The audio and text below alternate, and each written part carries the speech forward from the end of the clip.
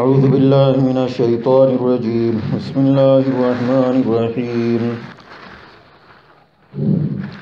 إنما تنذر من اتبع الذكر وخشي الرحمن بالغيب فبشره بمغفرة وأجر كريم إنا نحن نحيي الموتى ونكتب ما قدموا وآثارهم وكل شيء أحصيناه في إمام مبين واضرب لهم مثلا أصحاب القرية إذ جاءها المرسلون إذ أرسلنا إليهم اثنين فكذبوهما فعززنا بثالث فقالوا إنا إليكم مرسلون قالوا ما أنتم إلا بشر مثلنا وما أنزل الرحمن من شيء إن أنتم إلا تكذبون قالوا ربنا يعلم إنا إليكم لمرسلون وما علينا إلا البلاغ المبين قالوا إنا تطيرنا بكم لئن لم تنتهوا لنرجمنكم وليمسنكم منا عذاب أليم قالوا طائركم معكم أئن ذكرتم بل أنتم قوم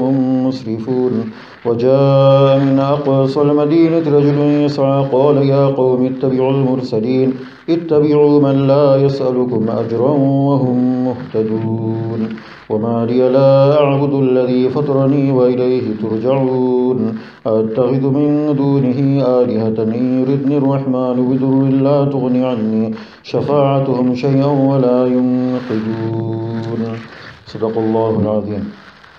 Bismillah ar-Rahman ar-Rahim. Last week we covered Surah Yaseen, first ruku of Surah Yaseen. This week inshallah second ruku of Surah Yaseen. And in this second ruku of Surah Yaseen there's a short story mentioned, an incident mentioned where a person called Habib Najjar is involved, and with him two other people are also involved. And these 3 to 4 people, they were sent by Isa alayhi salatu wasalam or his followers as messengers to invite them, the people of a city. Some commentators, they say it's a city in Turkey near Istanbul by the name of Antakya, where Sheikh Jalaluddin Rumi rahmatullahi alayhi is sleeping and resting. And others say that it's the people of of Arabia of that time, people of so there's so many other commentators as well. So whatever the case, Allah subhanahu wa ta'ala mentions these people going to them and inviting them to the oneness and tawheed, the monotheism of Allah subhanahu wa ta'ala, and to abandon and shun idolatry and statue worshipping and shirk basically. They reject them, they laugh at them, they scoff at them, they reject them, they give their logical arguments that who are you, nobody came to us, you're nobody, you're just people like us, let us do what we're doing and just mind your own business. And they ended up killing and murdering all of them. And when they passed away, they were saying, وَمَا لِيَ لَا أَعْبُدُ الَّذِي فَطَرَنِي وَإِلَيْهِ تُرْجَعُونَ. They were saying that, why shouldn't I worship the Lord who has, created me and who has given me all these blessings and life and health and wealth and everything? Why shouldn't I worship him? Indirectly, he was trying to, even at the time of death, they were trying to invite them by using their own selves, by saying that, why shouldn't I worship? Meaning, why shouldn't you worship? Allah Ta'ala has created you people. Allah is your creator, He's my creator. Allah has blessed you, He's blessed me. Allah has given you wealth and health, He's given me wealth and health. So why don't you ponder upon these blessings? أَفَلَا تُبْصِرُونَ Allah وَفِي أَنفُسِكُمْ أَفَلَا تُبْصِرُونَ. Allah Ta'ala says that if you can't come to the conclusion that Allah is one and the sole creator and He deserves to be worshipped only, then at least ponder upon yourselves, your bloodstream, your eyes, your blinking, the whole system, the whole medical system, the whole structure of your body. Who is controlling all this? And ask those people who don't have legs and hands, who are blind, who can't see, who can't listen, who can't hear. If anything happens to our eyesight for a second, or any part of our system, top to bottom, then we go running to the doctors, hospital, mess up, dua, masjid, madrasa, donation, this and that. And until we are okay, healthy and wealthy and fine, we don't realize about these blessings. So all these blessings, including other blessings like the sun and the moon, the mountains, later on in the third ruku, Allah Ta'ala will speak about the birds. Then Allah Ta'ala is asking everyone that who is holding the birds and everything else, between the heavens and the earth, so still and so beautiful. They could have dropped, they could have fallen down, they could have been injured or killed or whatever. Who is feeding them and so on. And then Allah Subhanahu wa Ta'ala talks about the ships and on the oceans. And the boats and everything on the oceans, that who is keeping them at bay and still on the seashore, and and on the seaports, and when they're traveling all over, Atlantic Ocean, anytime they could have drowned, Allah Ta'ala is keeping them up. And this also includes another verse, which means that Allah Ta'ala has created those things which you don't know yet, which includes, this was said 1400 years ago. So Allah Ta'ala has created also those things which we don't know and we have not created. This includes all transport of modern age, all technology of modern age, all social media of modern age. It includes the plane, train, car, everything. So Allah subhanahu wa ta'ala says that the creator of those things of 2017 and 21st century is also me, Allah subhanahu wa ta'ala. He created those things. He gave the idea to these people and they came about with the plane and everything. By the way, the first person that made the plane are not the American brothers. The first people that made the plane, they attempted to fly, are two brothers of Spain, Spanish Muslims, of 750 years of Spanish Islam, Spanish Muslims. And when the Tariq bin Ziyad came and conquered, and Islam flourished and nourished, and every house was full of scholars and modern scholars and all these doctors and everything. So two brothers, two Muslim brothers, Arab brothers, Spanish brothers, they attempted and they crushed, obviously, they couldn't go far, but they were the first ones who came about to start flying. The medicine and cure to all the surgery, all the scissors and everything, the beginning stages of surgery, beginning stages of binoculars, beginning stages of astronomy, beginning stages of astrology, beginning stages of photography, camera, beginning stages of everything, actually. Nowadays they have these the exhibitions and shows and museums up and down the country and up and down the globe as well, where you can go and see these things, and it's all there. They call it the Dark Ages. We know it as the Golden Ages, So may Allah subhanahu wa ta'ala give us the tawfiq to return back to that age and see even a glimpse of what Islam was at that time, how beautiful Islam was, and Muslims were flourishing and nourishing. All the great Mufassirin, Muhaddithin, Imam Qurtubi, Tafsir Qurtubi, rahmatullah alayhi, he was from Granada, Spain, Cordoba, and so on. Imam Ibn Rushd, he was also from Spain. And then Undulusi, rahmatullah alayhi, great Muhaddis, he was also from Spain. All the Maliki followers, they were all from Spain. But today Spain is empty, there's no Islam there. So Allah subhanahu wa ta'ala says, after the first ruku, Allah subhanahu wa ta'ala says that who adheres and listens and obeys the commands of Allah subhanahu wa ta'ala, who receives guidance and hidayah, who is able to absorb all this. إِنَّمَا تُنْذِرُ مَنِ اتَّبَعَ الذِّكْرَ وَخَشِيَ الرَّحْمَنِ. If we have these two, whoever has these two features and qualities, بِالْغَيْبِ فَبَشِّرْهُ بِمَغْفِرَةٍ وَأَجْرٍ كَرِيمٍ, they will receive hidayah and guidance. Who are they? They are those مَنِ اتَّبَعَ الذِّكْرَ, who do ittiba of the Holy Quran, who do ittiba and follow practically, and sincerely the commandments of Allah subhanahu wa ta'ala, and they obey the messenger as well. وَخَشِيَ الرَّحْمَنَ بِالْغَيْبِ, and they fear Allah subhanahu wa ta'ala, the merciful, without seeing. Iman bil ghayb. They believe everything and fear Allah subhanahu wa ta'ala and follow everything according to what they have received from Allah and the messengers, without seeing, without knowing. We don't need to know and see where the angels are or if they exist. We believe because the Prophet ﷺ told us. We don't, and so on. Jannah, Jahannam, we don't need to investigate. Allah, His Rasul told us Jannah, Jahannam exists. We're going to die, there's going to be Hisab, Kitab, Taqdeer, Fate, etc., etc.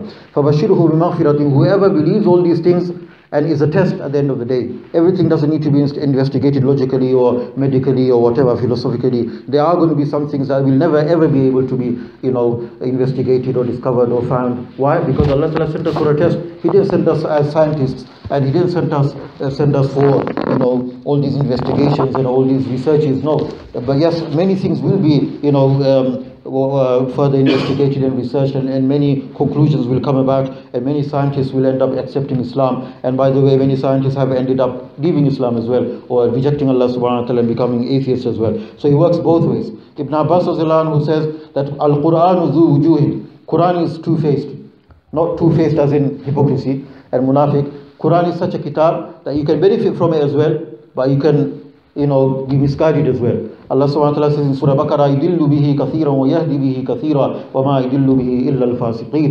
And who are the fasiqs? الَّذِينَ يَنْقُضُونَ عَهْدَ اللَّهِ مِنْ بَعْدِ مِيثَاقِهِ, and so on. Allah Ta'ala says that from this Quran, this can guide us, this can guide you, this can guide me, this can guide us, and this can also misguide people as well. How does it misguide the people? Hudal lil muttaqeen. How does it guide the people? If we use the binoculars and eyes of taqwa, hidayah, guidance, piety, sincerity, loyalty. If our intention is right, if we are seriously, desperately searching the truth, then this is how, many priests, many padris, many churchgoers, many scientists and philosophers have accepted Islam, because they were searching for the truth. Their hearts and nafs and everything was day and night, 24/7. They were searching and searching and searching. They went through the Bible, they went through the Old Testament, New Testament, Torah, Zabur, Psalms, Barnabas, and all the other scriptures. And then they started, and that satisfied them. They were not satisfied. Then they opened the Holy Quran and all the tafsir and commentaries. They went to the imams, etc. They still were not satisfied. Then they went really, really deep into the Quran themselves with all this information they had. And then Allah subhanahu wa ta'ala blew hidayah inside them. The nur and light of Islam came into them.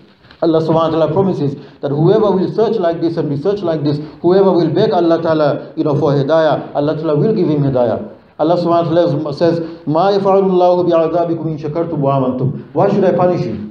Allah ta'ala says, "Ami tumhare azab diya kita karta, amar dor khanna hai azab doara, ami tumhare fadaur sine azab diwa lagi." Why should I punish you? I've got no benefit in punishing you. And if Allah subhanahu wa ta'ala sends everyone to Jannah, that does not decrease or increase anything within the treasures of Allah subhanahu wa ta'ala, of the wisdom of Allah. If Allah subhanahu wa ta'ala does the opposite and sends everyone to hell, that also does not make Allah subhanahu wa ta'ala happy, does not increase anything from the bounties of Allah subhanahu wa ta'ala, and it does not decrease anything. So Allah ta'ala says, "Ma yaf'alullahu bi'adhabikum in shakartum wa amantum." If you do two things, if you be grateful to Allah ta'ala, and if you believe in Allah ta'ala properly, then Allah Ta'ala will not punish you, does not need to punish you. Punish only comes because we are ungrateful in many things, in many ways, and we don't believe in Allah subhanahu wa ta'ala, or our iman is weak, or we end up rejecting. Only because of two things, always, from Adam alayhi salam till today, till the day of judgment in this world, always when human beings and when jinn kind have either, done anything wrong, or, they faced any kind of negative issues or result in this world or the hereafter, is because of rejecting Allah subhanahu wa ta'ala, or because their iman is weak, because they have not done tawbah, or they were ungrateful. Once you are ungrateful, then that's it. So, La in shakartum la azidannakum. If you are grateful, Allah Ta'ala will increase the blessings. So Allah subhanahu wa ta'ala says that innama tunziru man ittaba dhikra, that those people will follow and believe who follow the nasiha and believe in Allah without seeing. So give them glad tidings of full forgiveness, complete forgiveness, wa ajrin kareem, and immense reward, infinity reward, and providence from Allah subhanahu wa ta'ala in Jannah in Akhirah. Inna nahnu nuhyi al-mawta, verily we shall bring the dead back to life.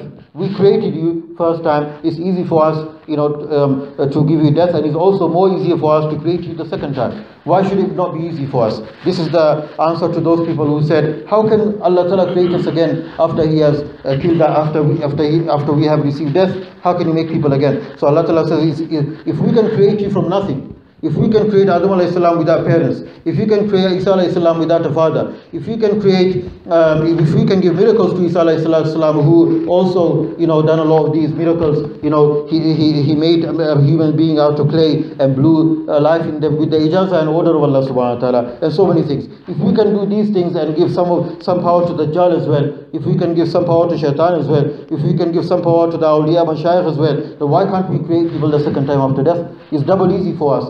And we will create this people again after death in Akhirah in such a way that everything will be exactly as it was, including the nails, including the feet, including the arms, including the lines on our hands and the wrinkles on our faces, and including all the hairs and everything on our body. Everything will be exact.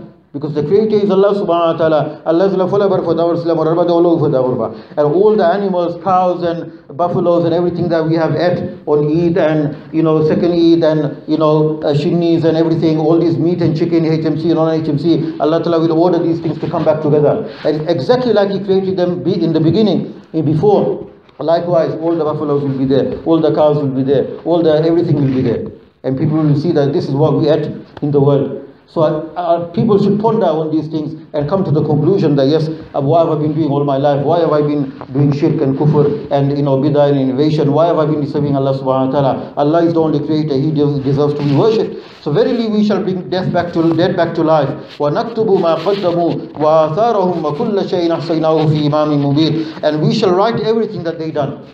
We shall write everything that they done through the angels, Kiraman Katibin, in this life, and we already have everything written in our knowledge in Lawh Mahfuz and also in the fate and Taqdeer and destiny. We already spoke about destiny. And by the way, I forgot to mention the virtues of Surah Yaseen as well in between. Surah Yaseen, Man qara Surah Yaseen fi sadri nahar qudiyat hawaijuhu. Ze Surah Yaseen for Bashukhale, Allah Ta'ala Asta Dinor Hajat Fura Khurba. The person who recites Surah Yaseen in the beginning part of the day, Ishraq time or just after Ishraq, before Zawal, in the beginning part of the day, Allah Ta'ala will fulfill all his needs and desires of that day. If we have full iman and belief in what Prophet ﷺ said, and this totally authentic Sahih Hadith, then we should practice this. It only takes about 5-10 minutes. And you know, the more you read it, the more it becomes soft on your tongue, it becomes easy on your tongue, and automatically you'll know it by heart. Prophet ﷺ said that I wish my followers knew 2 surahs by heart. One is Surah Yaseen, one is Surah Mulk.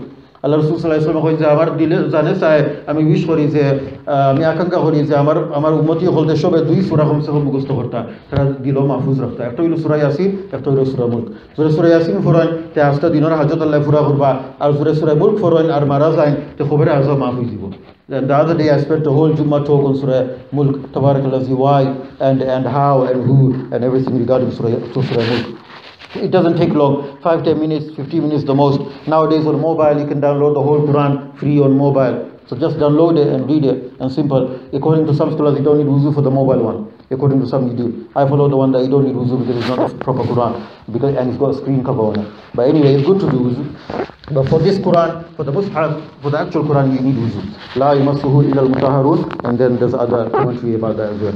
Anyway, so that's one fazila of Surah Yaseen. Another fazila of Surah Yaseen is it's in some hadiths, maybe not Sahih as Bukhari, maybe not at that level, but it's accepted by those who understand why we accept weak and Zaif hadiths for virtues and fazail. Prophet ﷺ says that when a person dies, read Surah Yaseen in front of him, or tell him to read before he goes totally unconscious, or other people should read until his last breath. Why? Because Prophet ﷺ, this will ease the soul coming out. Zanbari Bashomoy, by Eragaz, Dr. Dilais Kulise, will it be Baragonta Vitra Marazi by about one notice Dilasi, Yahonar Kita Horta, life missions, they bogi, Horta, Bogi, to be Ushibaraga, with the time Surah Yaseen, Kisufur Astafuri Tavaron, but Warisanas Ras, the visit Horbalagi, Atish, Aula, the Central Surah Yaseen for the line. Otoba, Ojolahan Surah Yaseen for the Dua for the Bokia the line. Inshallah, ita post boy tatar zana asani te baru ibo khosto ko ibo ar Allah zadi rahom horan inshallah tar maghfiratu ibo ar tar inshallah onek akisa asani ibo easy ibo hulta. So at that time it's good to read Surah Yaseen. And if Surah Yaseen is read any time, you know, with wuzu, any time by anyone, you know, individually or congregationally with any khas intention, proper intention, and the intention is that, oh Allah, I want this done, please fulfill these needs. Already we've mentioned that, you know, if you read it in the day, Allah will fulfill our needs. But if anyone wants to recite it, then by all means he can recite it, you know, there's nothing wrong. So, but bid'ah and innovation will come in. And it's very important to understand and remember, bid'ah and innovation will come in when we restrict days and times, you know, as compulsory. But that Ushima Yama, I was a Kunozinisho, but Tiatas Nish Honora Kiliba. There's the Amra timing refix Horia, Manchire Zuru Hori, the old time, old in old style, O Ahare Ohan Hortai, and Nailagorta, then it's bid'ah and haram, because there's no proof. There's no force in religion, like Rafiddin. And that's a very small thing to remember as a qaida kulliya, you know, as a principle, a short, small principle, which includes every single bid'ah in Islam. There's no need of long lectures regarding bid'ah. If we remember this, then, and so many hadiths, Prophet has given us guidelines, then we can understand, you know, Surah Yaseen used to be read in Beri Park Masjid for a long time after Asr. Asr was Surah Yaseen for Ovito. And Mufti Sahib and everyone, they couldn't get rid of it. You know, it became compulsory. He went to that stage. There's nothing wrong. There's nothing wrong. But over there, he went to the stage where people were fighting over it. And, you know, people spoke to Mufti Sahib and everyone, and he said, okay, slowly, eventually we'll get rid of it. So eventually they got rid of it. You know, and then it doesn't happen anymore. If anyone wants to do it individually anytime, even after Asr anytime or daily individually, they can do it. The only thing is that when you give something a structure which was not there in the time of Rasulullah sallallahu alaihi wasallam, or the timing, and you enforce people on it, and there's nothing, there's no proof of it, then it becomes bid'ah and innovation. We shouldn't force things like this. Most of the bid'ahs, they started off as mustahab, they started off as good, they started off as nice and beautiful. There was nothing wrong with any of the bid'ahs going on today. The only thing is that they started restricting things, timings and situations. They started adding tomato sauce on it and toppings on it, and they started forcing people to do that, and they started saying it's good, it gets swabbed, and so much, and that's how bid'ah started. And people are upset when we talk about bid'ah. As many of the times the original thing was okay. And one sheikh said a long time ago, one of the previous sheikhs, that if your clothes gets dirty, then would you go and keep on throwing that clothes away and keep on buying a new pair of clothes or jubba every day? No. Unless you're so rich and so crazy, you go and buy a cloth every day. What are you going to do? If it's dirty, you're going to wash it, you're going to clean it and wear it. And as long as it's parked and clean and pure, you can wear it for Jummah and Eid and so on. So same thing with bid'ah. The structure may be okay, the original thing may be okay. But all you need to do is clean the rest of the stuff. All the other ingredients that have fallen in, non-HMC ingredients, all the haram, all the shirk, all the kufr, all the bid'ah, all the free mixing, all the music, all the other stuff fallen in. Get rid of all those things, and keep the actual frame in place. That's it. And if the frame is not supposed to be there, eventually get rid of that as well. And nothing happens in a day or two. It takes time. It takes time. Even in this country, all over the world, all the buzurgs and mashayikh ulama, they came, we were all idol worshippers, we were all Hindus. Shah Jahan did not fix Bangladesh in one day. He did not fix it in one day. He did not give us Islam in one day. It took time. They probably passed away, not even seeing proper Islam in Bangladesh. Maybe their khulafa, their next generation, maybe they carried on and developed and promoted Silat and Bangladesh. After sometimes our ulama done with that as well, with the intention that slowly these things will fix up. You can't fix people in one day. You can't fix a society in one day. And throughout time and throughout effort and dawah and everything. So inshallah we'll continue next week. وَنَكْتُبُ مَا قَدَّمُوا وَآثَارَهُم. All these things are recorded, and آثَارَهُم also means footsteps. And by footsteps we mean, this is one meaning, that everything is recorded and everything will come in the form of book of deeds. And the other meaning is that if I do a good deed in this world, according to hadith, man sanna sunnatan, if I do something good in this world and I die and it's good and people continue, till the day of judgment I will be rewarded. The first initiator, the first starter, the first beginner will be rewarded. Whether it's a masjid, madrasa, orphanage, donation, yatim khana, whatever it is.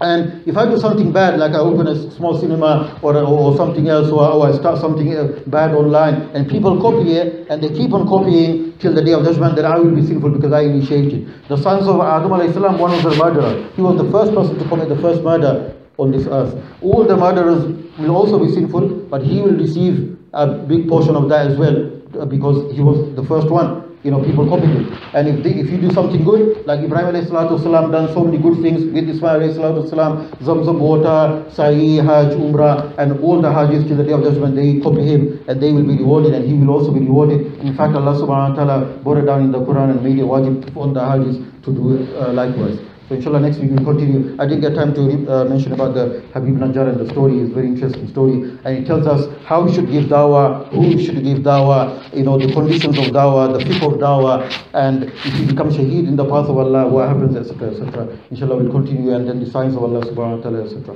Wa akhiru da'wana alhamdulillahi rabbil alameen. وصلى الله تبارك وتعالى على خير خلقه سيدنا ونبينا مولانا محمد وعلى اله وصحبه اجمعين. ربنا تقبل منا انك انت السميع العليم وتب علينا يا مولانا انك انت التواب الرحيم. بفضل سبحان ربك رب العزة عما يصفون وسلام على المرسلين والحمد لله رب العالمين.